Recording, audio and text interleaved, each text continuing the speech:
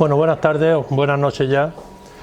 En principio, pues agradecerle a Ana Espriego que vuelvan a contar conmigo.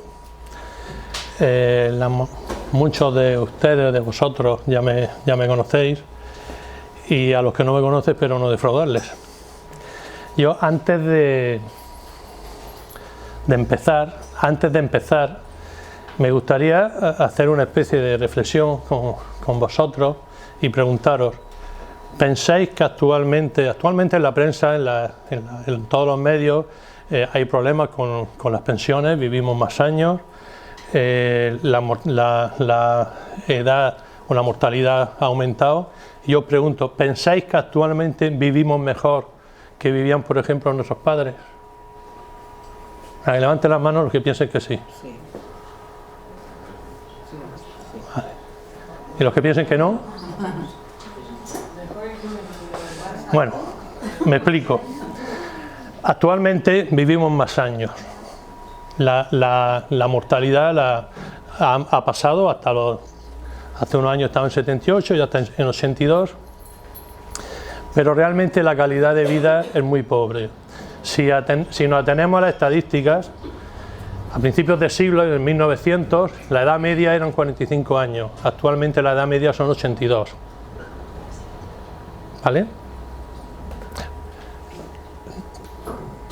La edad media de mortalidad.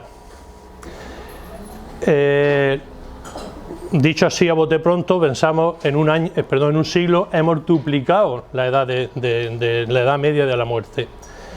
Pero realmente, si consideramos a los que cumplen 80 años, a principios del siglo pasado los que cumplían 80 años vivían 4 o 5 años más, 85. Actualmente los que cumplen 80 años viven 6-7 años más, 87. O sea, realmente hemos doblado la edad media de mortalidad, pero no a expensas de los mayores. Se ha doblado porque ya no mueren niños al nacer, no mueren mujeres en el parto, no mueren personas por tuberculosis, por neumonías, como se moría hace unos años. No se muere la gente en la edad media, ni en la infancia, ni las mujeres en los partos. La atención materno-infantil ha mejorado muchísimo, pero realmente a las personas mayores le hemos añadido muy poco. Y a cambio de ese poquito, a cambio de ampliar la edad media de muerte 2 o 3 años, hemos llenado las residencias de personas con Alzheimer, con Parkinson, con ictus. La gente enferma de cáncer cada vez más joven. Cuando yo estudiaba apenas había niños con autismo. Actualmente 1 de cada 300 niños que nacen es autista. Cuando yo hice la residencia en la Risaca hace aproximadamente 30 y tantos años, yo recuerdo que en aquella fecha yo no vi ningún autismo. Actualmente hay autismo, hay niños con leucemias, hay gente que enferma de cáncer cada vez más joven, gente que muere de infarto con 30 o 40 años, eso era impensable hace unos años. Entonces, realmente, ¿qué estamos haciendo? ¿Qué está haciendo la medicina? ¿Qué están haciendo las autoridades sanitarias? Cuando, sí, ganamos más años, pero con muy poquita calidad y cada vez más enfermedades, más morbilidad. La gente tiene una calidad de vida a partir de determinadas edades, a partir de determinadas enfermedades muy pobres, porque claro, a la gente enferma se le pone tratamiento, normalmente un tratamiento sintomático, con lo cual empieza a tomar fármacos. Tomar fármacos sintomáticos que me controla la tensión, pero no me la cura. Pero ese fármaco tiene efectos secundarios. A los pocos años tengo que luchar contra los efectos secundarios de ese fármaco. Tomo otro fármaco y entramos en una cadena de polifarmacia que termina matándonos. De hecho, en Estados Unidos la tercera causa de mortalidad después de las enfermedades cardiovasculares y del cáncer son los medicamentos. Y en España, porque los que mueren por medicamentos decimos que se han muerto porque le ha dado un infarto. Entonces en España quizás esa estadística no está. Entonces yo, hecha esta reflexión, voy a daros un enfoque de lo que considero que puede ser un intento de tratar la enfermedad desde la causa, no desde el síntoma. Si conseguimos tratar la enfermedad de la causa, muchas enfermedades de las incurables se pueden curar, y si no curar, por lo menos controlar si no esos fármacos con todos los efectos secundarios que tiene. Entonces mi intención hoy es hablar del intestino porque, como decía Hipócrates, padre de la medicina, todas las enfermedades se inician en el intestino. La muerte entra por la tripa, ¿vale? Eso dijo Hipócrates, pues, en la época de Grecia, y posteriormente Mednikov, premio Nobel de Medicina, en el año 1900, ahí lo pone, 1400 años después, en 1910-12, le dieron el premio Nobel. Este hombre decía, la muerte se inicia en el colon, ¿de acuerdo? Entonces, unimos las dos, a lo largo de la historia, se empezó a decir en la medicina clásica, se dice ahora, el mundo, 10 de noviembre del 17. Los inquilinos de tu intestino influyen en tu salud. Cada vez hay más datos que demuestran que la microbiota, esas bacterias, virus, hongos y demás microorganismos que viven en nuestro cuerpo, cumplen un rol fundamental en muchos procesos fisiológicos y también la aparición de distintas enfermedades, como la diabetes, la obesidad, la enfermedad inflamatoria. Yo diría que en casi todas, ¿vale? Bueno, viene a ser lo mismo, amplío más, los inquilinos de tu intestino pueden influir en tus posibilidades de enfermar y también, tal y como acaban de demostrar dos artículos publicados en el Ciencia, determinar la efectividad de algunos tratamientos contra el cáncer. ¿Vale? Publicado en el País Semanal, 8 de enero del 17. ¿Cuál es la situación del trasplante de heces? ¿Qué es eso? Bueno, así pensábamos de pronto como un trasplante de heces, ¿cómo vamos a tomar heces? ¿Qué vamos a hacer con las heces?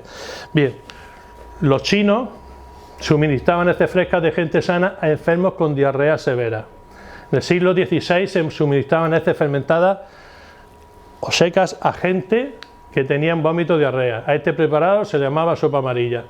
Desde entonces se ha usado con cierta frecuencia y cada vez más frecuente. Actualmente en muchos países se utiliza en el tratamiento de determinadas patologías, como decía al principio, de base intestinal. En México, yo estuve hablando con un médico mexicano, tratan la obesidad con implantes de heces. La técnica es muy sencilla, no hay que tomarse las heces, ¿vale? La técnica es muy simple. ¿Por qué? Porque, como veremos más adelante, la microbiota del delgado favorece que esté delgado. Por eso hay gente que con mucho que coma siempre está delgada.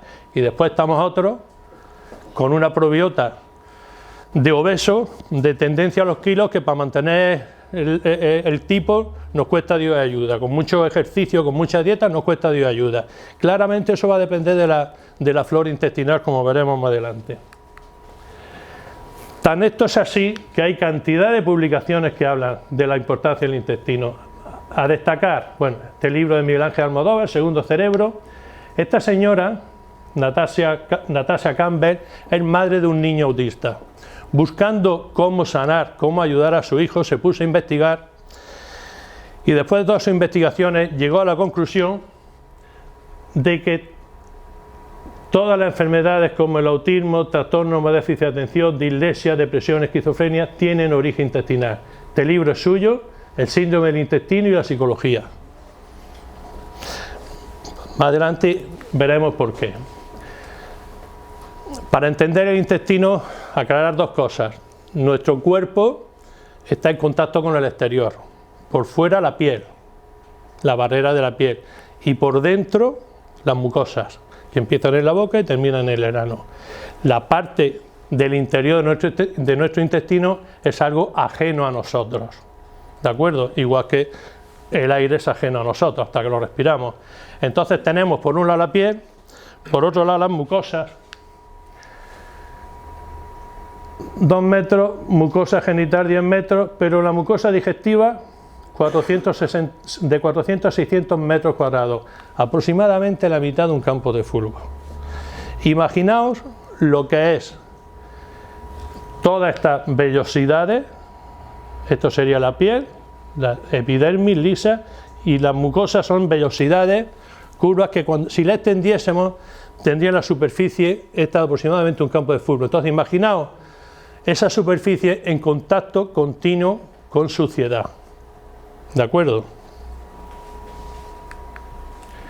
Entonces, para entender cómo funciona el intestino hay que partir de la microbiota que está en la luz intestinal, después tendríamos la mucosa y por último el sistema inmunológico totalmente conectado con los vasos.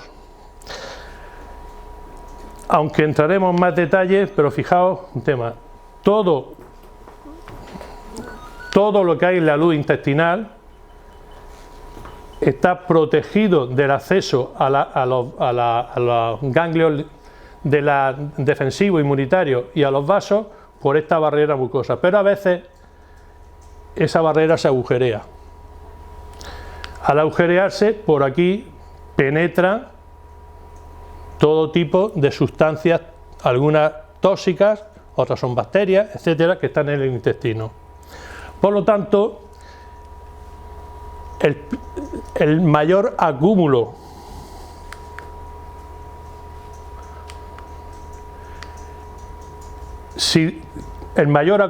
de células inmunitarias está en las paredes intestinales, porque son las que nos van a defender de la entrada de casi todos los agentes agresivos. Un ejemplo, yo cojo la gripe, que normalmente se coge por vía respiratoria, y me va a dar diarrea. ¿Por qué? Porque las defensas intestinales van a reaccionar, van a producir un cuadro inflamatorio y va a producir diarrea. Hasta tal punto que el 80% de la inmunidad, de las defensas del organismo, están en las paredes intestinales. ¿Esto qué repercusión va a tener? Que todas las enfermedades inmunitarias se van a originar en el intestino, como veremos. Y si no tratamos el intestino es imposible curar una alergia, una dermatitis atópica, un psoriasis, etcétera, etcétera. Bien, hay 100 millones de neuronas conectadas con el sistema nervioso central a través del nervio vago. 100 millones de neuronas, entendiendo que el nervio vago es un nervio bidireccional. Lleva información del cerebro al intestino, a mí me dan una mala noticia y se me coge dolor de estómago, pero también lleva noticia a la inversa, la síntesis de neurotransmisores de la gasolina cerebral se produce en el intestino y a través del paso a la sangre del nervio vago llegan al cerebro. Entonces, la gente que tiene ansiedad, que tiene depresión, con mucho Prozac que tomen, con muchos Serosac que tomen, si no se trata en el intestino no van a conseguir nada, van a tener que estar tomando Prozac de por vida, que por desgracia es lo que está pasando o lo que quizás interesa a determinadas industrias, que la gente tome medicamentos de por vida. Bien, está el sistema MAL. El sistema MAL es tejido linfático asociado a las mucosas. Todo el cuerpo está conectado por la linfa, todo el cuerpo.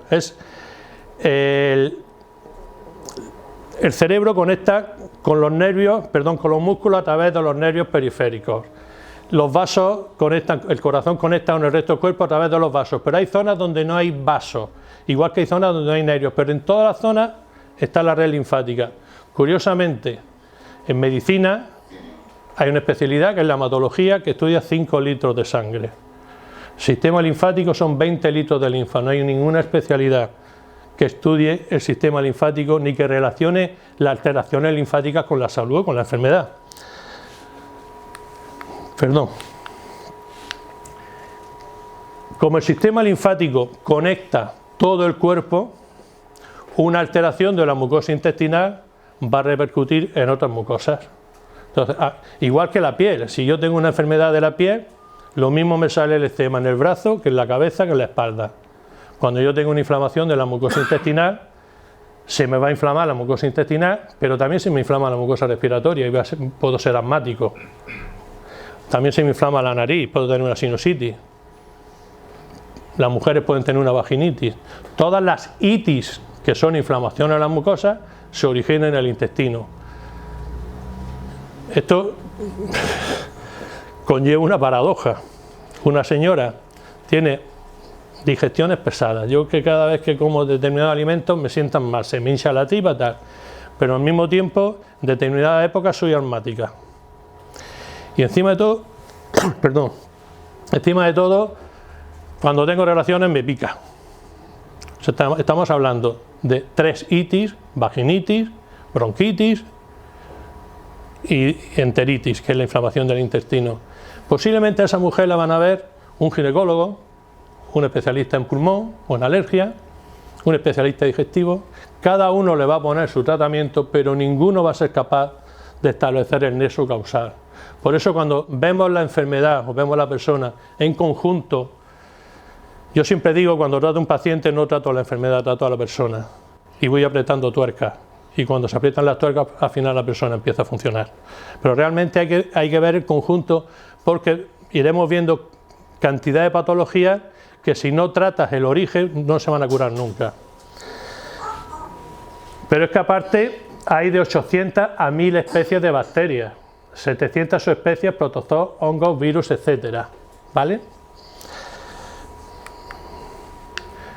Vamos a entrar a lo que es la microbiota. La microbiota, conocemos por microbiota el conjunto de bichos, gérmenes que tenemos en nuestro intestino.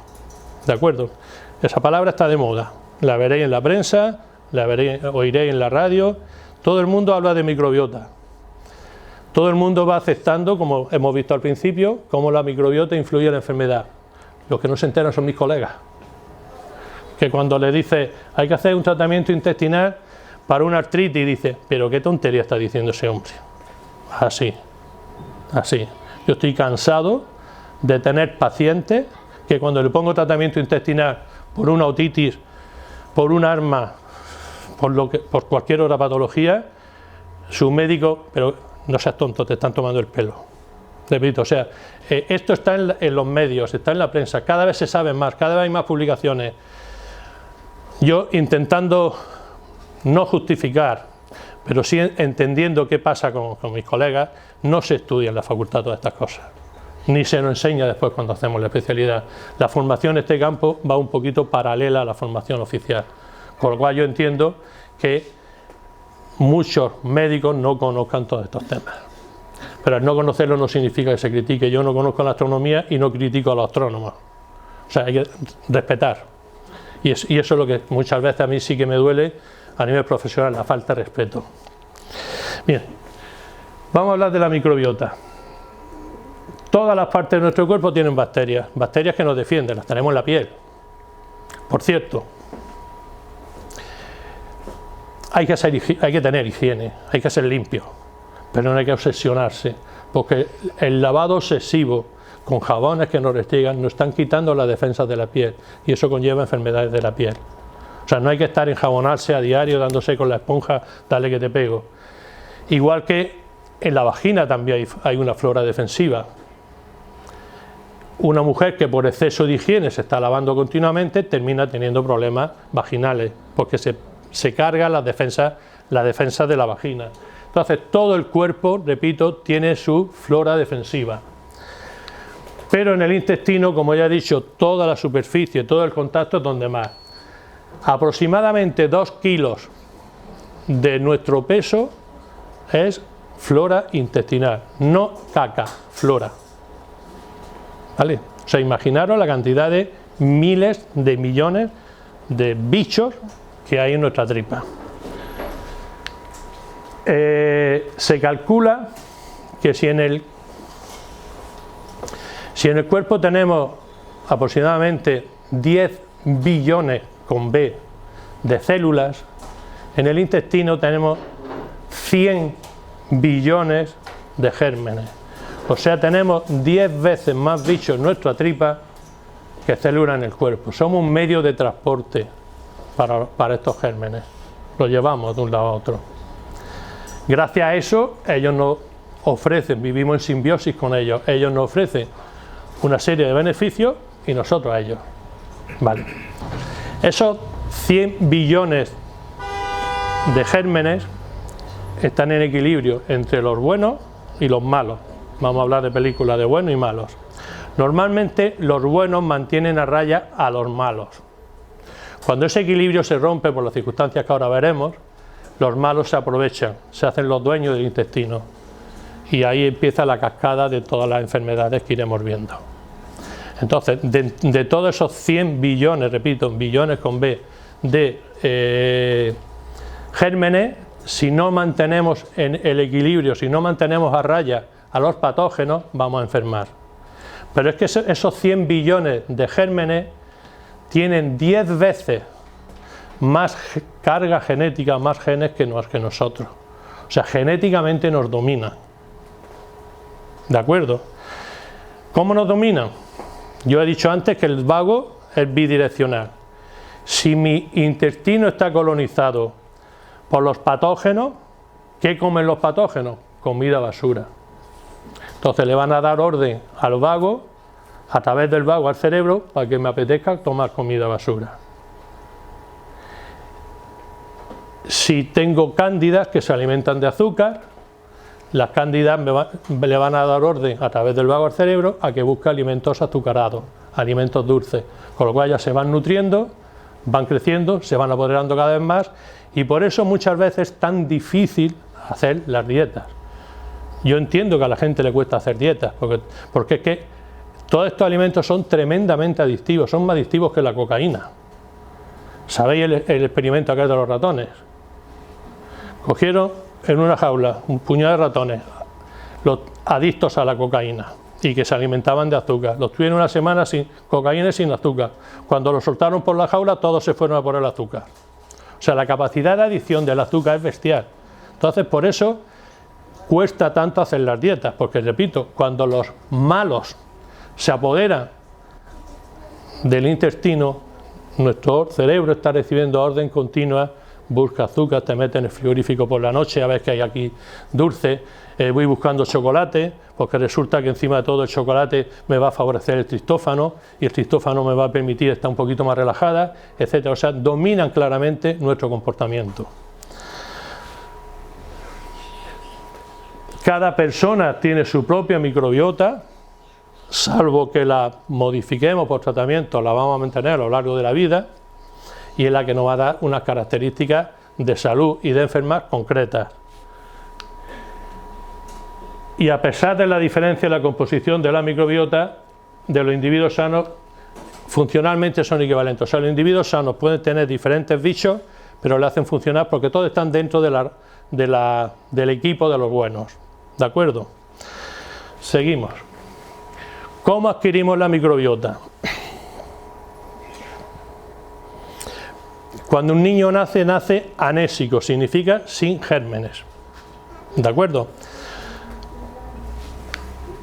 Cuando nace por el canal del parto, por la vagina, empieza a contaminarse de los gérmenes, de los lactobacilos que la mujer tiene en la vagina. O sea, el primer paso para adquirir una microbiota sana es precisamente el parto vaginal. Cuando por desgracia hay que hacer una cesárea, ya empiezas con cierto déficit. Los que nacemos, yo nací por cesárea, por eso me cuesta tanto adelgazar. Los que nacen por cesárea ya empiezan con cierto déficit. Pero es que la cesárea es que está de moda. Está de moda. Muchas mujeres la piden por ahorrarse los sufrimientos del parto. Otras porque me viene bien en tal fecha. Si me adelanto un poquito el parto, pues me encaja. Y no digamos de los paritorios donde, coño, que viene la hora que viene el fin de semana y que nos tenemos que ir. Y esta no se pone de parto, hay que acelerar el parto. Entonces, estadísticamente hay sitios donde los partos del viernes tarde aumentan, perdón, las cesáreas del viernes tarde aumentan. En fin, en algunos sitios que son mucho más consecuentes con esta historia, cuando no tienen más remedio que hacer una cesárea, cogen al niño recién nacido, le empapan a la madre una gasita en la vagina y se la dan a chupar al niño, para que el niño ya empiece a tragar los gérmenes típicos de la vagina. Segundo punto de la lactancia. En la red linfática que hablaba antes, hay una conexión directa del intestino de la madre a las mamas. A través de esa red linfática, las bacterias que la madre tiene en la tripa van a pasar a la leche y se las va a pasar a su hijo. Si esa señora ha tenido la desgracia de tener que tomar antibióticos durante el embarazo y se ha cargado la flora beneficiosa, su hijo ya va a estar tomando una leche no todo lo curativa que sería. Si encima de todo, ahora ya cada vez menos, pero hace unos años aquello de dar pecho como que no estaba bien, pues se me caía la mama, después me tengo que ir al trabajo, no puedo, en fin. Todo eso va conllevando que ese niño, ese recién nacido, va a tener una microbiota alterada, patógena, y vamos a tener un niño ya con tendencia a la enfermedad. Un niño que ya de bien pequeñito va a empezar con catarro, va a empezar con garganta, le vamos a dar catarro, amigdalitis, antibióticos, con lo cual empezamos a cerrar el círculo, y ese niño cada vez va a estar peor, después va a tener problemas de alergia, después es posible que tenga problemas de asma, y el círculo va creciendo, la bola cada vez se va haciendo más gorda. Bien, ¿qué otros aspectos ya una vez que tenemos nuestra microbiota formada van a influir? Si tomamos prebióticos, que serían fibras vegetales, le vamos a dar de comer a los bichos buenos, a los gérmenes buenos. Pero si tomamos dulces, bollería, ¿qué pasa con el azúcar? Fermenta. ¿Qué es la sidra? La fermentación del azúcar de la manzana. Igual que el vino, la fermentación de la uva. Cuando tomamos muchos alimentos de este tipo, van a fermentar, vamos a hacer alcoholes en nuestro intestino. Esos alcoholes se van a absorber, van a ir al hígado y va a producir un aumento de las transaminasas. Después se le hace un análisis, usted no beba, pues mire usted, si yo no pruebo el alcohol, si yo es que resulta que el alcohol me sienta mal, no, usted dirá que no bebe, pero aquí las transaminasas están altas, efectivamente, no ha bebido, pero su intestino está fabricando alcohol como consecuencia de un exceso de alimentos, de hidratos de carbono, de azúcar en una palabra. Pero si el predominio son las carnes, ¿qué pasa con la carne? Se pudre, se putrefacta. Entonces vamos a tener una flora putrefactiva. Cuando tenemos una flora putrefactiva, como come carne, le va a dar ardor al cerebro de que me apetece comer carne. Y así tenemos la mayoría de los adolescentes hinchándose a carne. Si tenemos una flora fermentativa, le va a dar ardor al cerebro de comer dulce.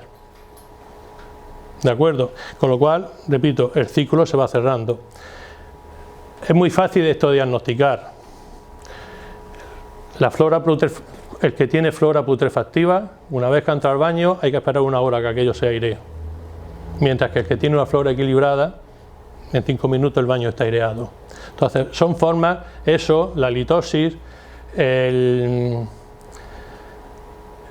las ventosidades, todo eso son formas de orientar qué tipo de alteración, qué tipo de probiota tiene esa persona. Evaluación de la microbiota con la edad. Cuando nacemos tenemos un predominio claramente de los buenos lactobacillus en condiciones normales, el bifidobacterium, etc. Y hay algunos de ellos que de pequeños están flojitos, pero van subiendo, como es el Clostridium con los años, ¿vale? Mientras que los buenos van bajando con los años. Y de todo esto quiero llamar la atención sobre dos de ellos. Clostridium. Las toxinas de Clostridium son las que provocan que el cerebro de los niños autistas esté descolocado. Generan una toxina que pasa a la sangre, por la sangre llega al cerebro y hace que el niño tenga un comportamiento autista. Amén de la posible colaboración de algunos virus y bacterias que también juegan un papel importante en todas estas enfermedades, porque cuando hay toxinas, cuando hay exceso de alimentación mala, atraen a los virus, atraen a las bacterias, con lo cual es una sumatoria de hechos. O sea, un cerebro, por ejemplo, de una persona con Parkinson, es posible que aparte de una mala alimentación tenga hongos, o tenga borrelia, o tenga algún neuropatógeno, porque precisamente toda esta historia atraen a los patógenos. Pero es que también el Clostridium es el responsable del cáncer intestinal. Por eso, si vemos la diapositiva anterior, ¿cuándo aumenta el Clostridium? A partir de la edad adulta. ¿Cuándo aparece el cáncer de colon? A partir de la edad adulta. ¿De acuerdo? Otro germen a tener en cuenta, las cándidas. Las cándidas son necesarias. Vamos a partir de ahí. Las cándidas son necesarias para la salud. Las cándidas favorecen la digestión de muchos alimentos, favorecen la síntesis de vitaminas, eliminan algunos desechos. Pero las cándidas en forma de levadura, que serían estas, ¿de acuerdo? Ayudan a la flora comensal de la piel, de la mucosa, del intestino, metabolizan desechos de digestión y favorecen sobre todo la síntesis de algunas vitaminas. Pero si las condiciones intestinales se alteran, el pH intestinal debe ser ácido. El pH del estómago es tremendamente ácido. Gracias a que tenemos un pH en el estómago ácido, somos capaces de no infectarnos de todo lo que comemos. ¿De acuerdo? La acidez del estómago es que si yo tomo una bacteria, tomo algo que está contaminado, mi ácido del estómago se lo carga. ¿Vale? Ese ácido, ese bolo alimenticio ácido va pasando a lo largo del intestino y poco a poco va perdiendo la acidez, pero inicialmente es ácido. Si las condiciones, en vez de ser ácido, son alcalinas, si cambia el pH del intestino, la cándida ya no está a gusto. La cándida dice, esto no es lo mío, y muta. ¿Y qué muta? A la forma de micelio, que son estas ramas. Esta es una cándida vista al microscopio. En la sangre, yo trabajo en microscopio campo oscuro, y cuando hay cándida, se vuelve patógena, produce inflamación de la mucosa, atraviesa, como dice aquí, alteran la permeabilidad, se cuelan por esos agujeros que hemos visto que se van formando en la mucosa y pasan a la sangre, y a través de la sangre llegan a otros tejidos. Pueden llegar a los bronquios, pueden llegar a la vagina, pueden llegar al cerebro, pueden llegar a muchos sitios. De hecho, ya hay en Madrid un investigador que, según él, muchas patologías neurodegenerativas están producidas por cándidas, y la cándida no llega al cerebro por contaminación directa, llega a través de la sangre y parte del intestino. Ya repito, yo cuando veo esto, pues estamos hablando de una inmunidad que está bastante mal, de riesgo de enfermedades más serias, y lo que decía al principio, pero esto no es creíble a mis colegas.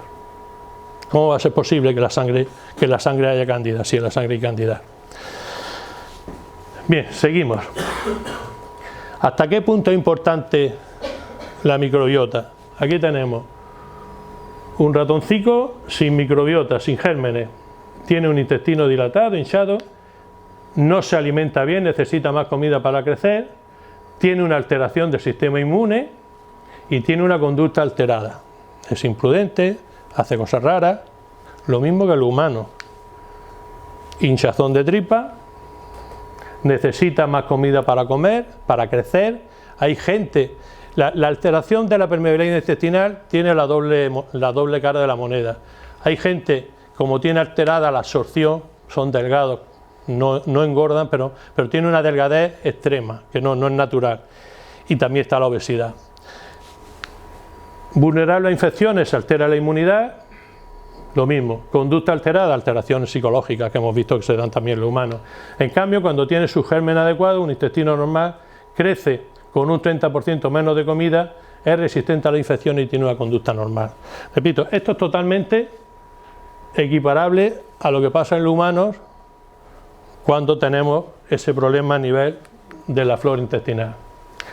¿Cuáles son las funciones en el organismo de la microbiota? Cuando hablamos de microbiota estamos hablando de microbiota saludable, de la buena, ¿vale?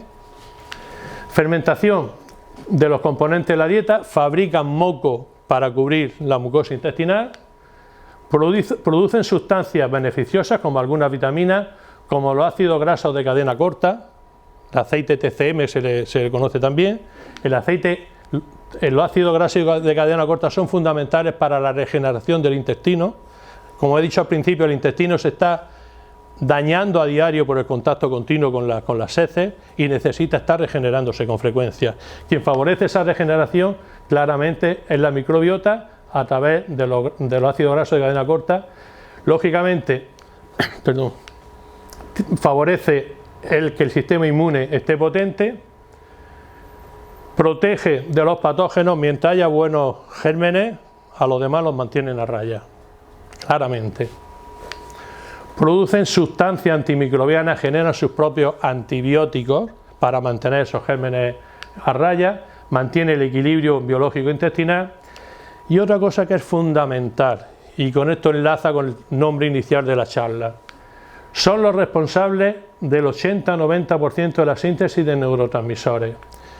Como he dicho al principio, los lactobacilos son los que fabrican serotonina y dopamina, que son las sustancias que hacen que el cerebro esté equilibrado. Si no tenemos lactobacilos, no tenemos serotonina. Si no tenemos serotonina, nos deprimimos. Si no tenemos lactobacilos, no tenemos dopamina. Si no tenemos dopamina, tenemos mal estado, mal carácter, irritabilidad, etcétera, etcétera. O sea, la clave de la salud cerebral está claramente en el intestino. ¿Vale? Si esto no se tiene en cuenta, ¿qué hacen mis queridos amigos los psiquiatras? Antidepresivos, benzodiazepina. Dar un antidepresivo, una benzodiazepina, es forzar al cerebro a trabajar en malas condiciones.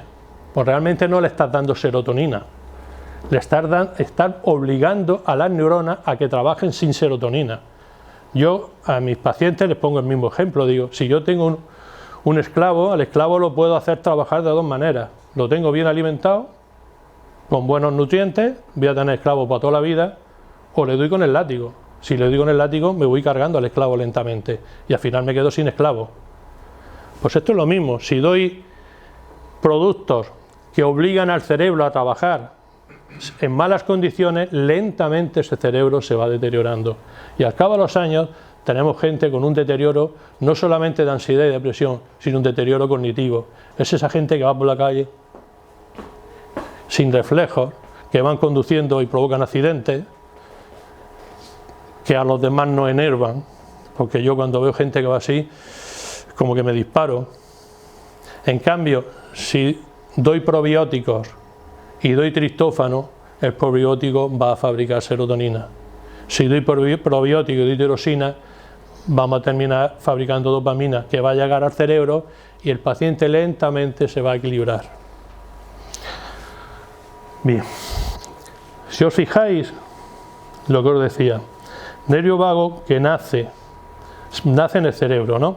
Pero sale de la médula en la zona cervical y a partir de ahí va bajando y es el responsable de las funciones vegetativas de todos los órganos, de todas las vísceras, desde el corazón, pulmones, estómago, todo lo digestivo. Eso tiene otras repercusiones.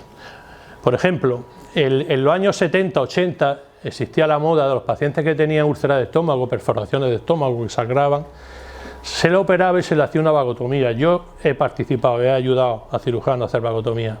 ¿Por qué? Porque cuando el vago no estimulaba la acidez, la úlcera se curaba. ¿De acuerdo? La úlcera se curaba. Y hoy se ha visto que esos pacientes que en esa época fueron seccionados del vago, se le hicieron vagotomía, tienen menor índice de Parkinson y de Alzheimer. ¿Eso qué significa? Que la orden para el Parkinson y para el Alzheimer va de aquí hacia arriba. Como lo tienen seccionado, no llega. Con lo cual la vagotomía que se hacía para sanar el estómago, en teoría es un método preventivo también para las enfermedades neurológicas. Eso demuestra el sentido bidireccional del vago. Pero dentro de ese sentido bidireccional, cuando yo tengo mal el intestino, esa carga tóxica, esa información tóxica alterada hacia el cuello va a hacer que tenga dolor de cuello. Y le voy a echar la culpa al ordenador, es que paso mucho horas en el ordenador. Es imposible tratar una cervicalgia o una dorsalgia si no tratamos el intestino. Podemos dar antiinflamatorios, podemos dar relajantes musculares, no se va a sanar el cuello. ¿De acuerdo?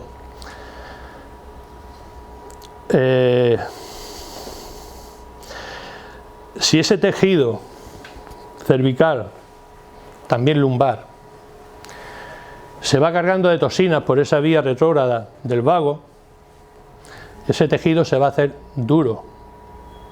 Vosotros imaginaros, si yo tengo una rama de un árbol verde, yo la doblo y no se parte.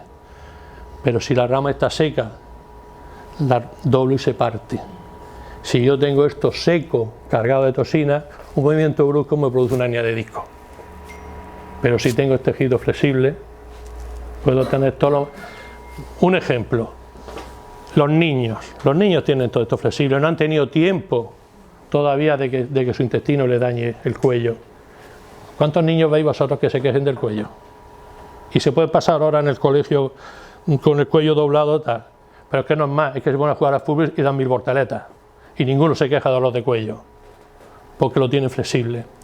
Conforme vamos cumpliendo años y nuestro intestino va cargando de toxinas toda esta zona, vamos a tener patología cervical.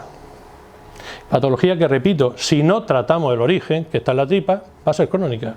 Y me voy a hinchar de tomar medicamentos, cada vez más medicamentos, con el agravante que ahora veremos que tiene los antiinflamatorios, con lo cual el círculo se va cerrando. Bien. La mucosa intestinal. La mucosa intestinal es un conjunto de células unidas firmemente una con otra, de manera que el paso desde la luz intestinal de bacterias, virus, etcétera, está bloqueado. Van a pasar los nutrientes, lo que comemos, pero no van a pasar sustancias tóxicas, no van a pasar bacterias. Pero cuando tenemos un agujero, cuando tenemos el intestino agujereado, por aquí van a pasar las bacterias. Esas bacterias van a contactar. Cuando la primera reacción inmunitaria va a ser a través de las células dendríticas, que son estas. Las células dendríticas lo que cogen es, extienden el brazo, cogen a la bacteria, se la presentan a los macrófagos, le dicen, aquí tienes una Escherichia coli. Y el macrófago activa la síntesis de anticuerpos contra la Escherichia coli. Eso sería un mecanismo normal. Las células dendríticas cogen a la bacteria en un tejido normal y lo van a presentar. Pero en cambio, cuando el intestino está agujereado, van a pasar todo tipo de bacterias. Con lo cual va a haber, desde el punto de vista inmunitario, va a haber una función defensiva de todo lo extraño, pero también una respuesta adaptativa frente a antígenos concretos. Pero si eso está continuamente repetido, toda esta reacción inmunitaria va a fabricar anticuerpos, va a fabricar citoquinas, va a fabricar sustancias inflamatorias que van a pasar al torrente circulatorio y van a inflamar todo el cuerpo y van a producir lo que se llama la inflamación, el síndrome de inflamación silenciosa, que es la clave de todas las patologías, entre otras cardiovasculares. Y otra función importante que tiene la mucosa, el sistema inmunitario de la mucosa, es la función de tolerancia. La función de tolerancia sería que aquello que es necesario, aunque sea extraño, lo necesito. Todo lo que comemos es extraño al cuerpo. Esa función de tolerancia hace que yo vaya tolerando esos alimentos. Pero si tengo esto agujereado, como los alimentos pasan sin digerir, voy a reaccionar también en contra de ello y voy a hacer un cuadro de intolerancia a los alimentos. Y va a hacer que yo coma unos garbanzos y me sienten mal. Bien, estos serían cortes histológicos, mucosa normal, ya se está dañando y aquí vemos ya una alteración severa.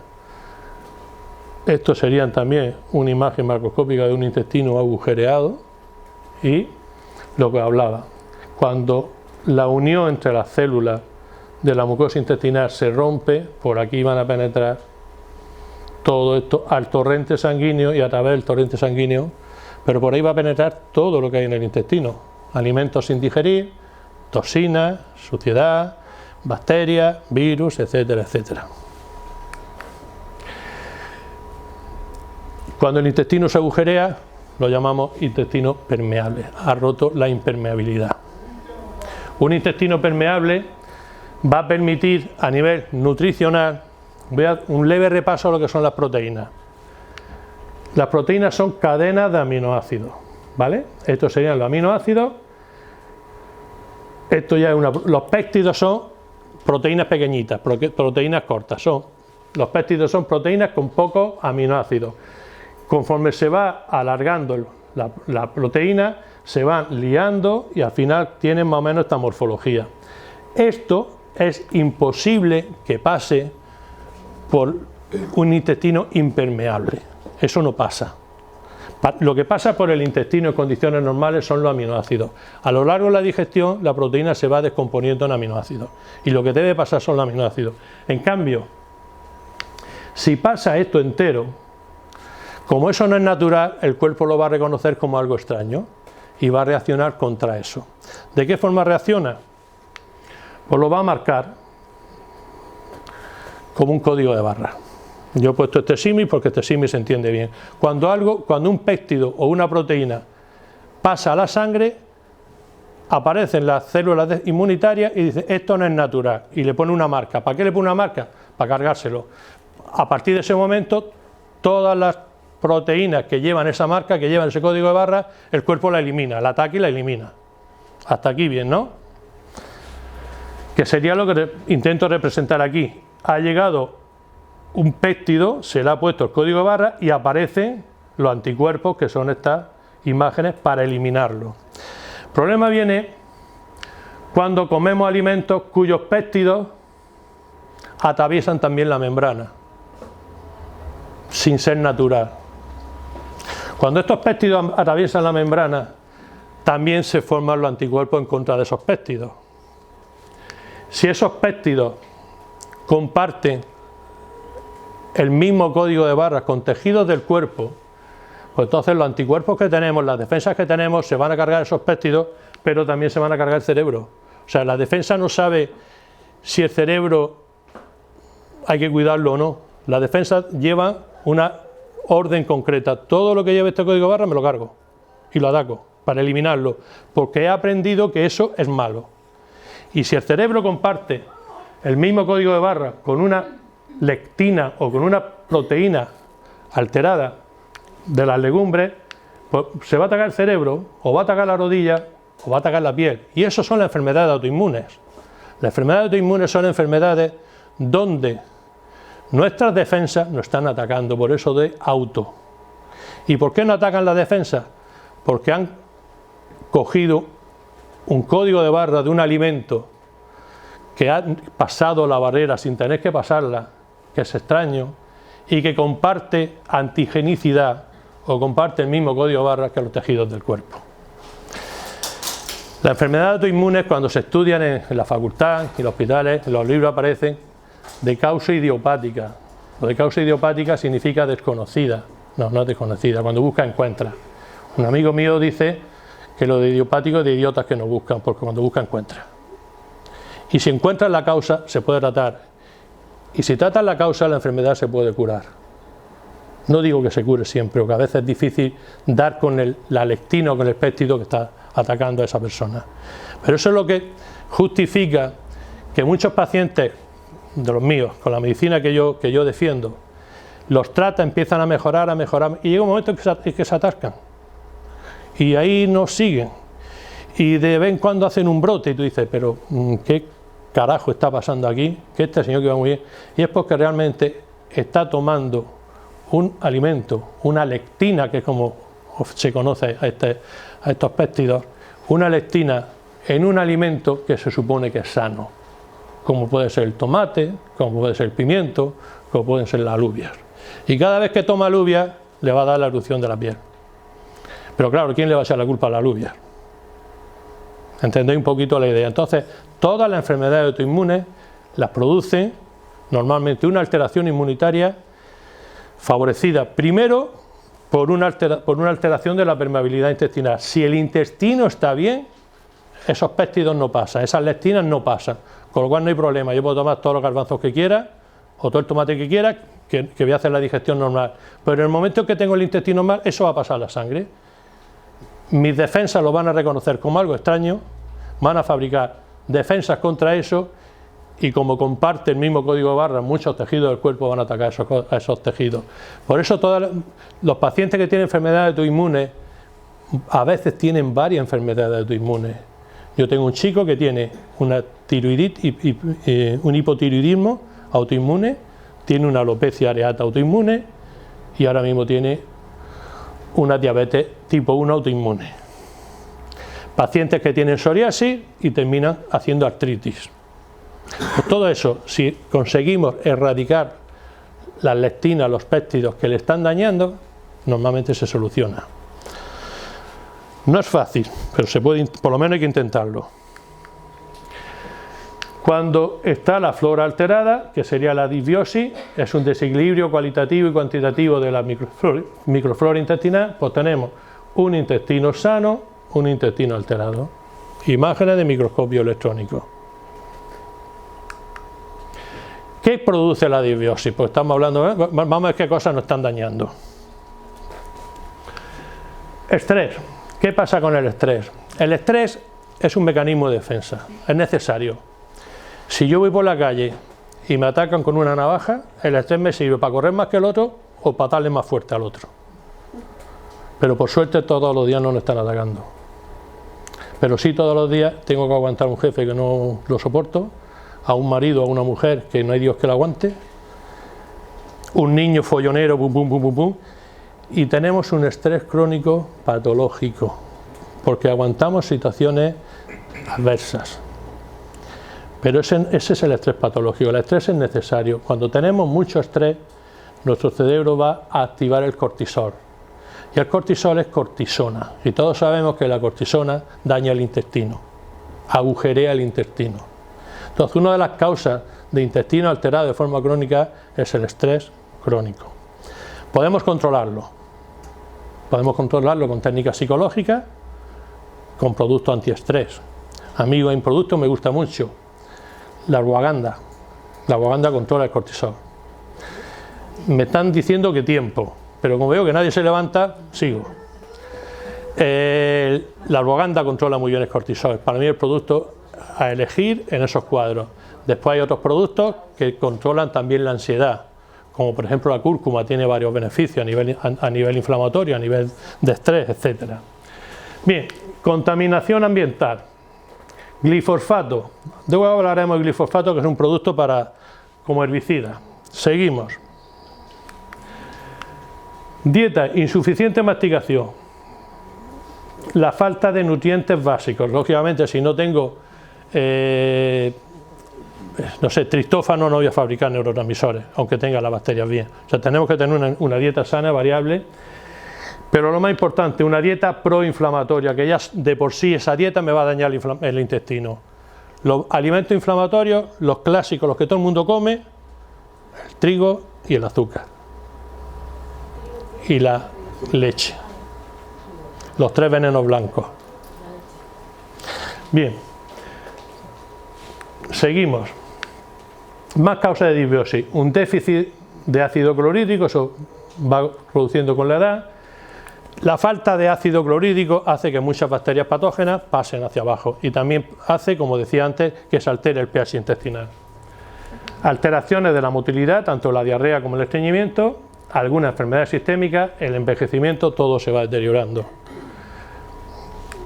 Y aquí me voy a entretener un poquito más. Medicamentos y otros tratamientos. Antiinflamatorios no esteroideos. Que levante la mano si en esta sala hay alguien que no haya tomado un antiinflamatorio. Un ibuprofeno, un diclofenaco, un naproxeno.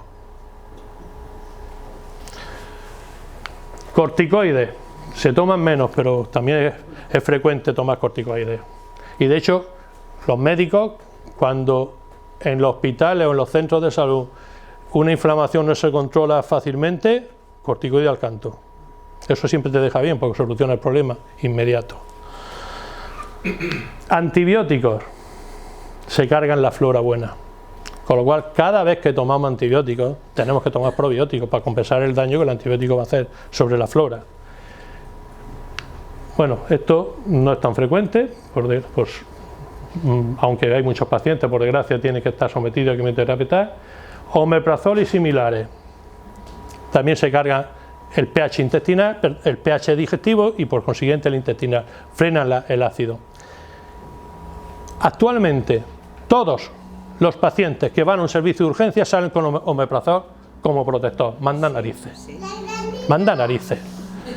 Pacientes que en la vida han tenido una úlcera de estómago, que en la vida le ha sentado nada mal. Bueno, todos llevan omeprazol para protegerle el estómago. Pero es que peor todavía.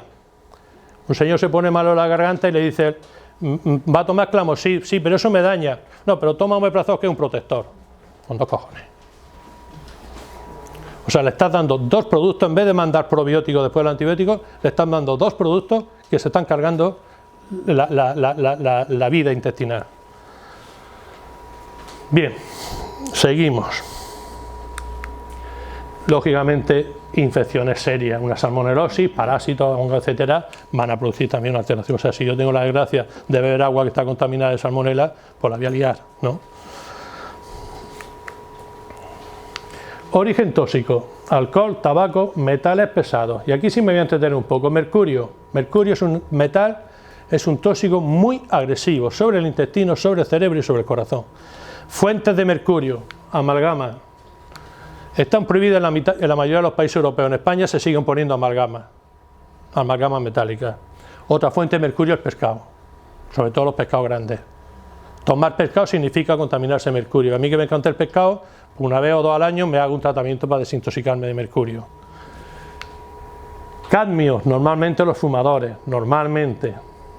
Aluminio, muchos aparatos de cocción, muchas ollas de cocción.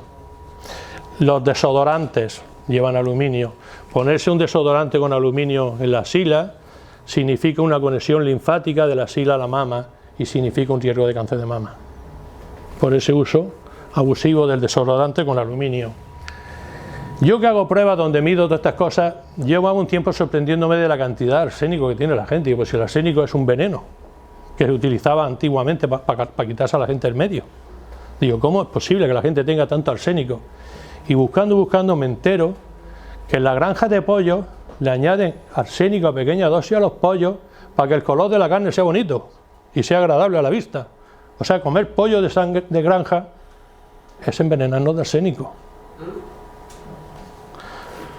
Bien, colorante, aditivo alimentario, glifosfato, el rondú. El glifosato es un herbicida, se utiliza para matar las malas hierbas. Yo cuando vivía en la huerta, al entrar por el camino hay un huerto a la derecha, que todos los años se le moría algún árbol, algún naranjo. Y un día me dice Ana, qué mala suerte tiene este hombre, se le mueren los naranjos. Bueno, si no lo sabéis, Ana es mi mujer. Digo, qué mala suerte tiene este hombre, que todos los años se le mueren varios naranjos.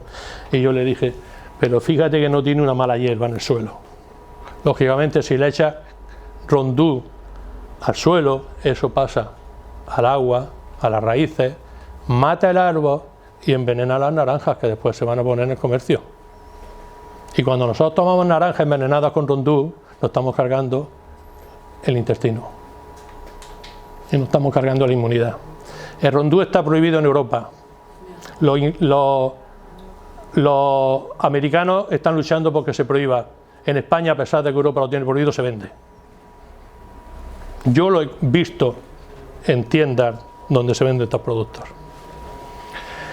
Y por último, la adicción alimentaria, lo que os decía antes. Si el intestino manda sobre el cerebro, si cuando tenemos bichos reverdes, están mandando orden al cerebro de que me siga intoxicando, porque lo que necesita ese bicho reverde es azúcares, son proteínas, son glifosatos, etcétera, etcétera.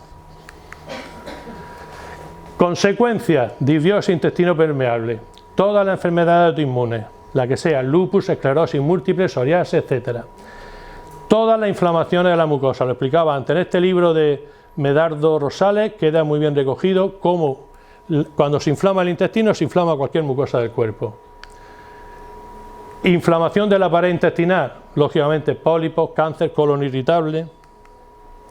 Otras patologías, la obesidad. Cuando el intestino está permeable, los alimentos que pasan sin digerir producen una resistencia a la insulina y se entra en el círculo vicioso de la ganancia de peso. Cuadros psicopatológicos, ya lo hemos dicho, depresión, ansiedad, hiperactividad, etcétera.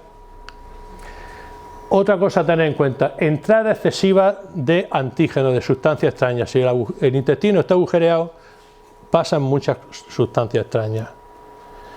Eso va a producir cuadros de alergia.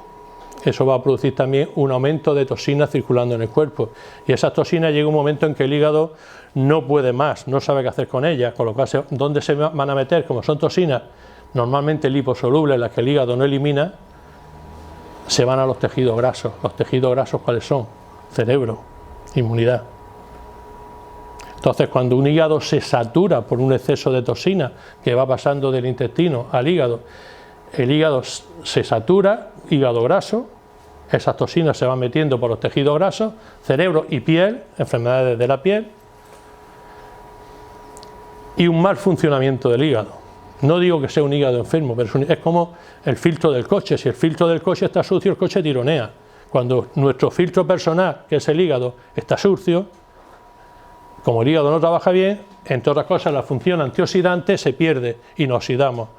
Oxidar no significa envejecimiento y significa enfermedad. Bien, entrada de alimentos mal digeridos, etcétera, etcétera.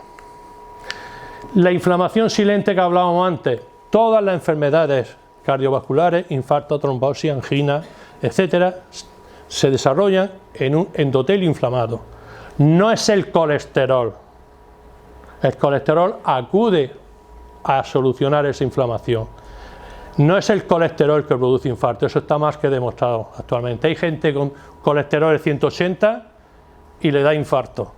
Y gente con un colesterol de 240 y viven más felices que nadie. Entre otras cosas, porque el colesterol es necesario para fabricar la grasa cerebral y para fabricar hormonas. Pero sí, como el negocio de la estatina está en auge, todo el mundo tiene que tener colesterol por debajo de 200.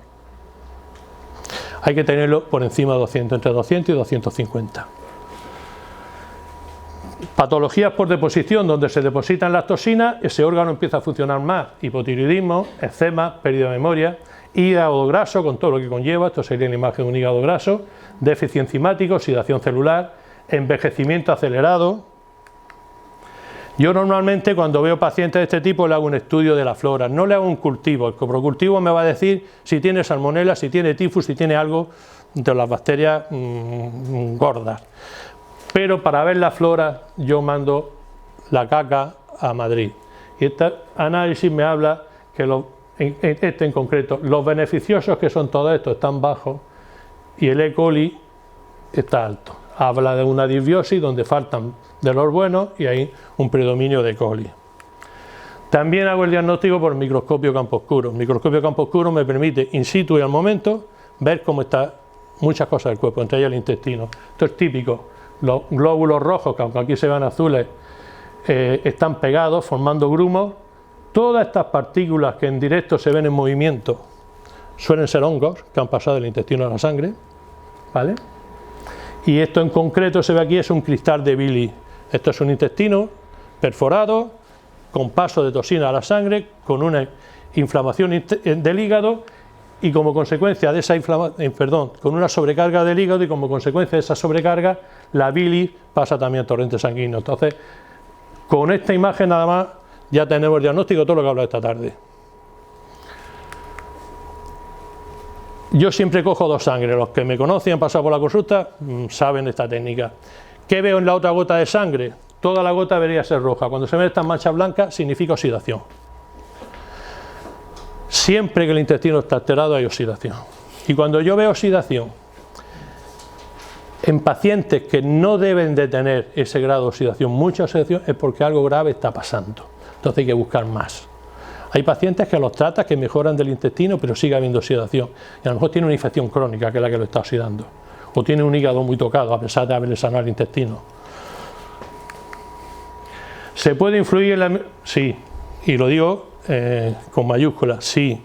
Se puede influir sobre el intestino, se puede mejorar la función intestinal y por ende se pueden mejorar todas estas enfermedades de las que hemos hablado. Y muchas de ellas incluso curar. ¿Cómo? Aportando, evitando todas estas sustancias hemos visto patógenas y aportando pre y probióticos.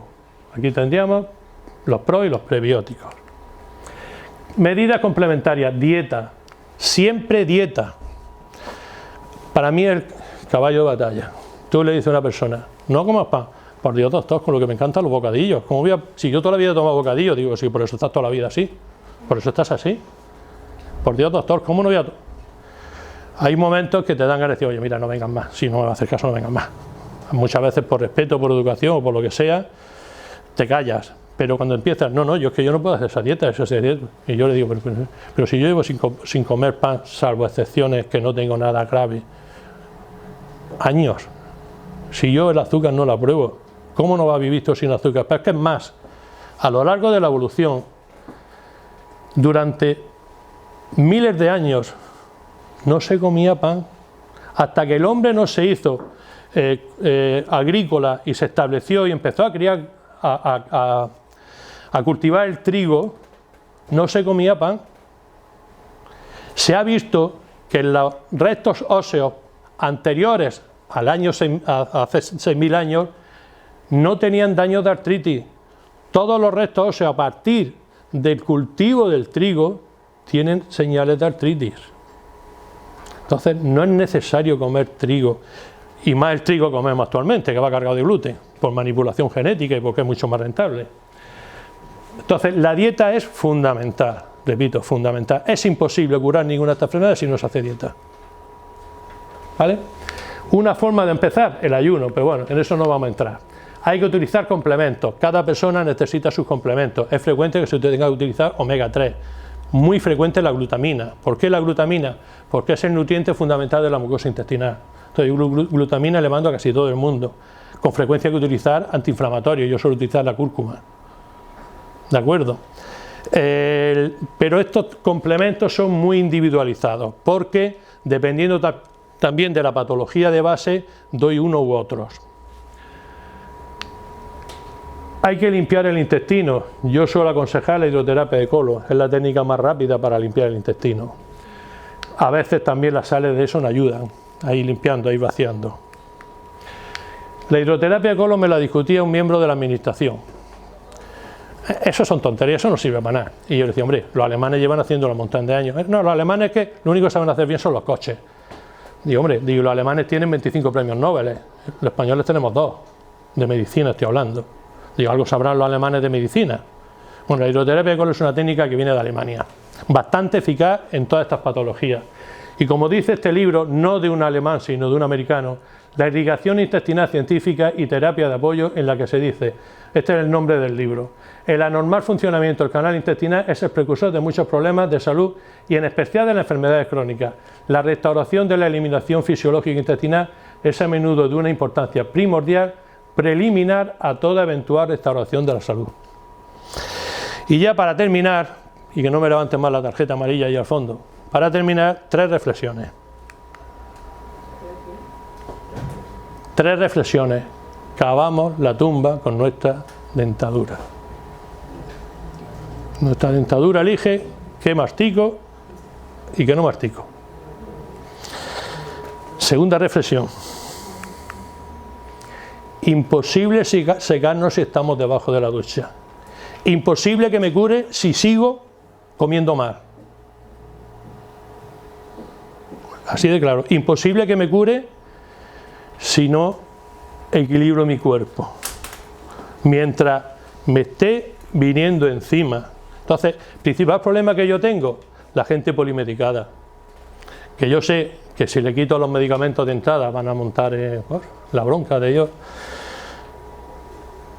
Pero hay que quitarlos, con lo que hay que quitarlos progresivamente, pues si estamos hablando de medicamentos que están dañando al intestino, mientras sigan tomando esos medicamentos, me voy a seguir mojando, mi intestino va a seguir enfermo.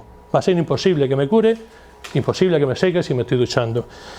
Y por último, mientras una compuerta esté abierta, el agua se nos escapa. Hay que tratar al cuerpo en conjunto. Si la psique está mal, hay que hacer un apoyo psicológico. Hay que tomar probióticos. Hay que tratar al cuerpo en conjunto. Mientras las cosas no se hagan en conjunto, no conseguimos ningún resultado. Y creo que con esto acabo. Muchas gracias.